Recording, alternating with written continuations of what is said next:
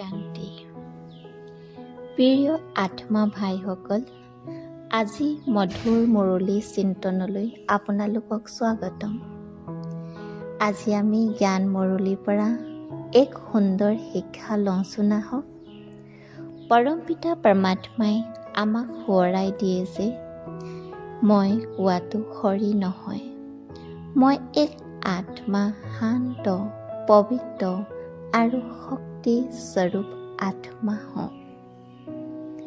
আজি এই ব্যস্ত জীৱনত মানুহে বাহিৰত সুখ বিচাৰি ফুৰে, কিন্তু প্ৰকৃত সুখ আমাৰ ভিতৰতহে আছে। যেতিয়া আমি নিজৰ আত্মিক স্বৰূপক চিনাক্ত কৰোঁ, তেতিয়া মন শান্ত হ'বলৈ ধৰে।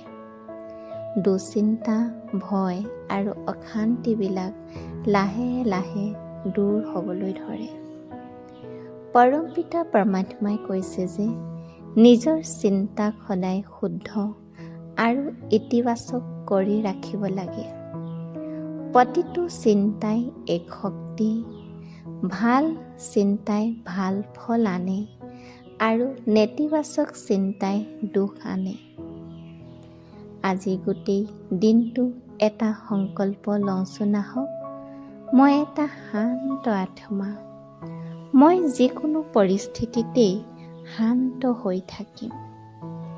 যেতিয়া কিবা সমস্যাৰ সন্মুখীন হয়, তেতিয়া ভয় নকৰি পৰমপিতা পৰমাত্মা শিৱক স্মৰণ কৰিব লাগে। পিতাৰ স্মৰণে আত্মাক শক্তি দিয়ে আৰু সঠিক পথ দেখুৱায়। প্ৰিয় আত্মাসকল, জীৱনত সফল হ'বলৈ বাহ্যিক সম্পদতকৈ আভ্যন্তৰীণ শক্তি বেছি প্ৰয়োজন। এই শক্তি আমি যোগ আৰু স্মৰণৰ জৰিয়তেহে লাভ কৰিব পাৰোঁ। আহক এতিয়া এপলক নীৰৱ হৈ ৰওঁ। অনুভৱ কৰোঁ, মই এক উজ্জ্বল জ্যোতি বিন্দু আত্মা। মোৰ স্বভাৱ শান্ত। মই শিৱ বাবাৰ স্নেহ আৰু শক্তি অনুভৱ কৰি আছোঁ। মোৰ মন সম্পূৰ্ণ শান্ত। মই সুখী। মই পৰমপিতা পৰমাত্মাৰ অনেক শক্তি অনুভৱ কৰি নিজকে শক্তি স্বৰূপ আত্মা অনুভৱ কৰিছোঁ।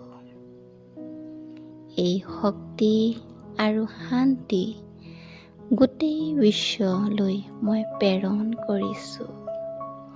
ওম শান্তি, ওম শান্তি, ওম শান্তি।